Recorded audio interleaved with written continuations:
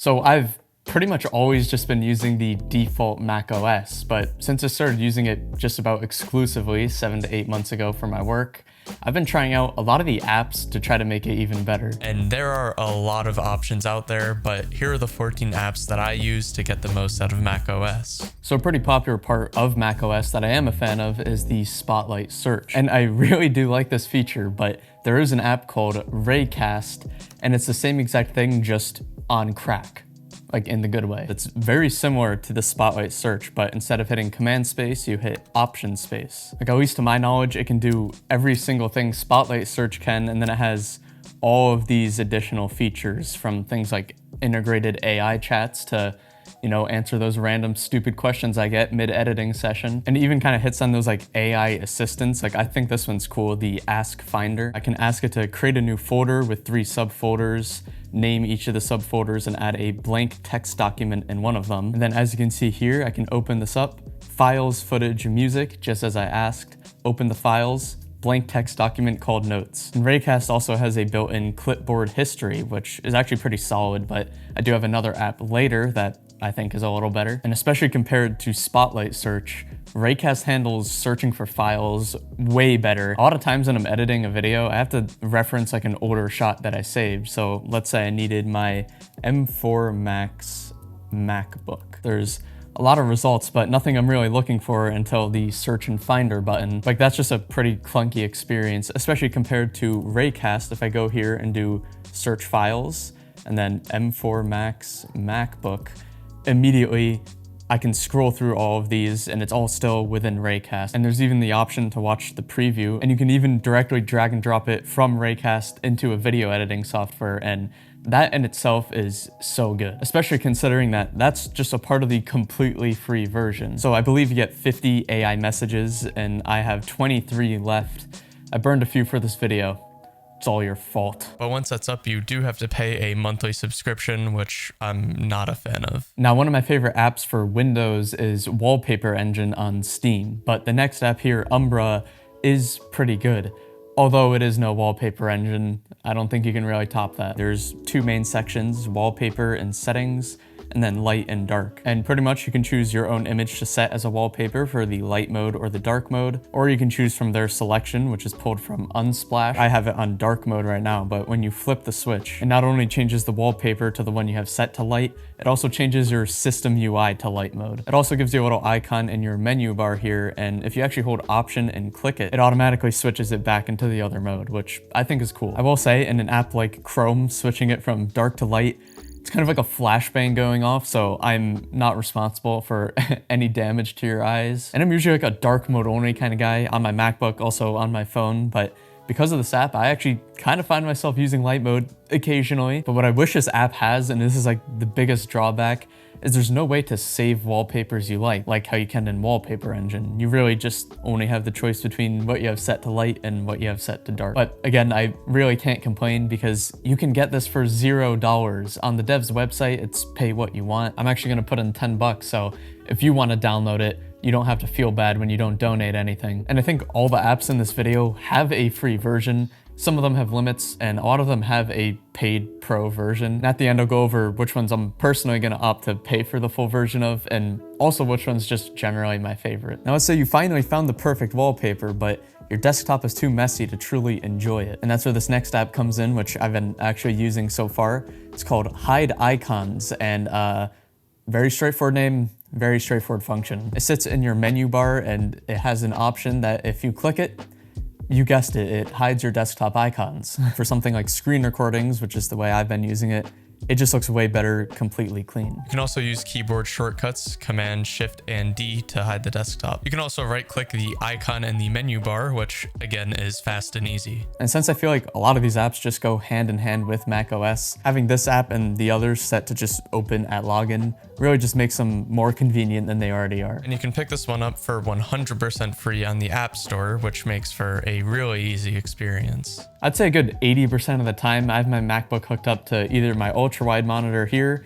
or plugged into a monitor in my room. And if you didn't know, working with secondary monitors with a Mac, it's kind of weird. It can look lower quality and just less sharp, as something to do with the resolution scaling, and that's where the app Better Display helps out. By selecting the high DPI scaling modes, it's supposed to make your secondary monitors look, you know, how they're supposed to. Now where it gets weird is when I select the high DPI mode, it's either way zoomed in or it just makes it look like weirdly over sharpened. Like on my ultra wide, it does make it look better, but I'd prefer to have a significant amount more of screen space than like a marginal difference in resolution. So it's entirely possible that I'm the one using it wrong, but for now I just have this off. Luckily though, this part is completely free, and when you download it, it automatically starts a 14-day free trial of the Pro version, which I believe on its own is about $20. But the Pro version does have a feature that I was able to try, which I am a pretty big fan of, and that's being able to use the brightness keys on your keyboard to control the brightness of your monitor. Like I hate like just blindly struggling to click the buttons on the back of the screen. Never mind the menus, like those need to be updated. Just make them more simple, please. Like if you've seen my videos, you know I like two things: simple things and also keeping tech as long as possible. And this next app is both. This one only really has to do with MacBooks because it's about keeping the battery health maximized. If you didn't know, keeping your battery between, I believe, 20 and 80% puts the least amount of strain on it, so it's supposed to stay healthier for longer. And there's a pretty popular app called Al Dente that allows you to control that. Now MacBooks do kind of have this built in, but you just kind of can't control it. I think it goes based off of your charging schedule. Like it has kicked on for me before, but since it's random when I'm plugged in or not plugged in, I just prefer to have manual control over it. Now there is a pro version of Al Dente that I believe is $25, and it does unlock a ton of extra features, but the main functionality of limiting your battery is completely free. Now like a lot of these apps, some of this should just exist in macOS by default, and that also includes the system color picker here. But also like a lot of these apps, at least it's completely free. You can find it on the App Store. And this could be useful for getting an exact color of something. Like let's say I wanted the purple of the M4 Max logo to add to some text for an edit. We can use Raycast here to launch color picker. And all you do is click the eyedropper tool, and whatever part of it you want, you click down. And it gives you all the color information like hex codes and RGB values. And it could even integrate directly with the macOS color palette, as you can see here. So if we want to change the color of this title here, we can just select the purple, and there we go. So that's just another good, very simple app that does what you expect. Since I make a lot of videos about tech, there's a lot of times where I'm on something like Amazon or eBay or B&H Photo, and my address and my zip code and things like that are showing on the screen, and I need to blur that. Now, if you hold down Command-Shift-4, it brings up this screenshotting tool here. I actually just replaced it with the same exact tool just in the app Shotter. So if I were to screenshot something on Shotter, it has this little pop-up here. Now I can just drag and drop this like you do in the normal screenshot tool, or you can click this little edit button and it brings it up in this screen here. And like I said, probably my most used tool here is the blur tool. All you do is just drag a box around it and it does it all for you. You have a nice, very simple slider for how much blur you want, or you can completely erase it. And there are other features like being able to draw some arrows or text. And from here, you can copy it, you can save it, or you can just drag and drop it like, again, a regular screenshot. And when you go and open it, all of your edits will be there. Now there is a $12 Pro version with even more features, but I have a lot to work with just on the free one, so you know, I'm happy with that. Now some people might be familiar with the iPhone's dynamic island. I'm not, because I'm still on the iPhone 11, but similarly, MacBooks have a notch. And I found out that people made apps to get a dynamic island on Mac. And I tried pretty much all of them that at least had a free trial. And just to save all the stress, the one that I thought was the most balanced was Notchbox. Now, if I were to play a song on Spotify, it kind of animates out and it gives a little album cover and also a little waveform. And it really looks seamless and as if it's just a part of the notch. When you hover your mouse over it, it expands and it gives you media control for music. And this little section on the right side is completely customizable. You got some weird things like a water cup tracker, which I actually find pretty interesting. Like I've never seen something like that before. You have things like a Pomodoro timer. You have things like a stopwatch, or another one I thought was cool is kind of like a camera mirror. Like maybe before you hop on a Zoom call, you could use that to like check your yourself. Now this is free forever, but sometimes it has pop-ups saying like upgrade to the pro version, and sometimes it is pretty frequent when that does pop up. Oh yeah, the timing on that couldn't have been better. But again, as we can see right here, it's only $6. And again, at the end, I'll go over which apps I do plan on buying. But there's actually more to this app. If you click this button here, you have two things. One of them is a bin and the other one is an airdrop feature. If you drag files into the airdrop section, it'll bring up airdrop options. And if you drag them into the bin, it almost works as a temporary folder. And I actually love that function, but I actually have another app that does the same thing, but even better. And that's the app here called Dropover. If I take a file and shake it around, this little shelf pops up. I'm gonna talk about the 3-second timer in a second. And as you can see, when I drag a file into it, it doesn't move this file until I drag it from the shelf into a new folder. So it's kind of similar to the cut and paste on Windows, which doesn't exist on Mac. And I just find the whole shaking feature to be very intuitive, because sometimes once you grab a file, you're like, oh God, I didn't open the folder where I'm transferring it. You don't have to worry now. You just shake it, add it to a shelf, open the folder, and then drag and drop. Now about that 3-second timer, that's just one of the limits of the free version. On the pro version, it's instant, and you also get some instant actions like airdrop, similar to the Notchbox tray. Now 3 seconds isn't really a lot of time, but if you're getting in the flow of work and you're just trying to move files around,